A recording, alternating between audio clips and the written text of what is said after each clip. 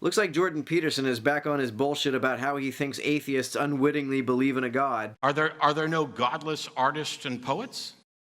Well, there are artists and poets who think they're godless. Is there anyone that Peterson believes really is godless? If not, I don't know how he can test his hypothesis that people who believe in a god behave one way and people who don't behave in another. Okay, so I'm telling you I don't believe there's a God.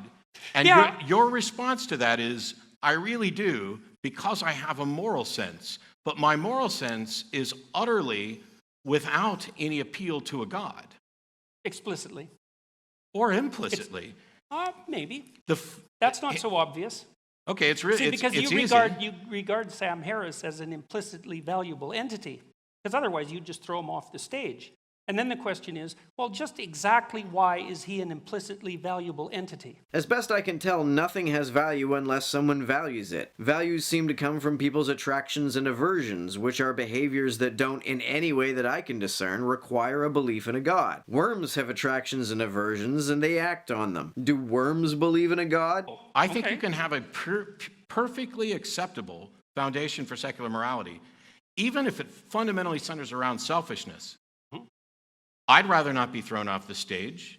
It's in my best interest to encourage that sort of understanding in others, and therefore I will not throw him off the stage. I would rather not have my stuff stolen, and it's in my best interest to encourage others not to do that, so I will not steal stuff, and I will work with others to ensure that the people who steal stuff are punished.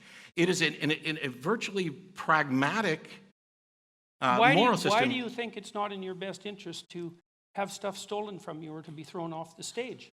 I think best interest is too abstract a term to use when making this point. The simple fact of the matter is Matt acts to deter theft in general because he is simply averse to having his stuff stolen. He doesn't like it. Do you need to believe in a god to like or dislike something? Do you need to believe in a god to pursue the things you like and avoid the things you dislike? Why do you think you're valuable and worth preserving? Because I am the descendants of people who thought they were valuable and worth preserving, and the ones who didn't think that have killed themselves. But this is not a statement about... That's a perfectly reasonable explanation, but Peterson just laughs instead of rebutting it. Maybe he's looking for a justification rather than an explanation. People often get explanations and justifications mixed up, so maybe Matt and Jordan are talking past each other here. Jordan Peterson seems to think that hallucinogens have spooky magic powers. I would never construe it as a scientific issue because science can't confirm the supernatural. I mean, we are blocked until somebody demonstrates a mechanism by which we can explore and confirm the existence of the supernatural and then confirm that it actually can impact the natural world. We're stuck, which is why science relies on methodological naturalism. You seem to be able to do it with psychedelic drugs.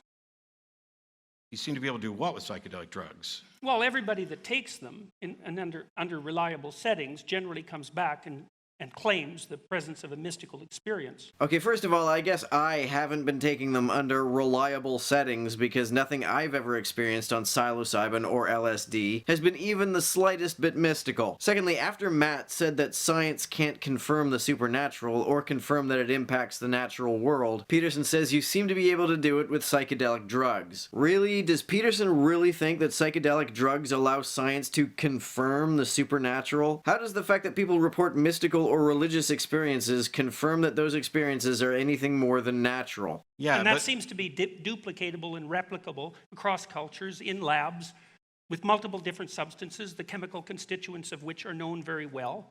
It's like it's part of this religious phenomenology, and to me that's just a set of facts. But the question is whether we can confirm that religious phenomenology is anything more than natural. The fact that people have experiences on drugs that they refer to as mystical does not confirm this.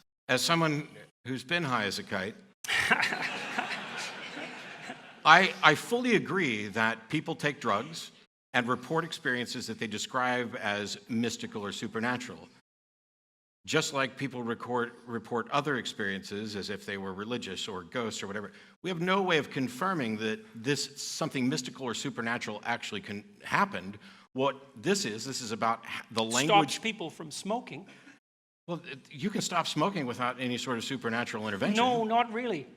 You can't stop smoking without supernatural? There aren't really any any reliable chemical means for inducing smoking cessation. Well, if you're using psychedelic drugs to stop smoking, even if it is to elicit a mystical experience that doesn't occur every time you take them, aren't you using a chemical means? You can use a drug called bupropion. I think that's the one.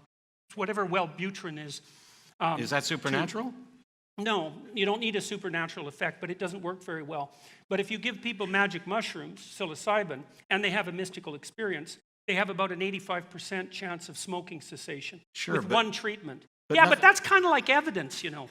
It's kind of like evidence. It's evidence that you can take mushrooms and increase your chance of quitting smoking. But no, it's not. It's indication that if you take mushrooms and you have a mystical experience. But what reason do we have to believe that such an experience is supernatural? The fact that a drug has psychological effects that in turn have behavioral consequences is not evidence of the supernatural. What's the simpler explanation? That there is a particular kind of natural psychological experience, which people call mystical, that is unique in its efficacy at helping people stop smoking, or that magic somehow gets involved? Now there is an interesting question here, which is what is it about this particular kind of experience that is so effective at helping people stop smoking, but on what planet is it at all reasonable to infer that the answer is supernatural intervention?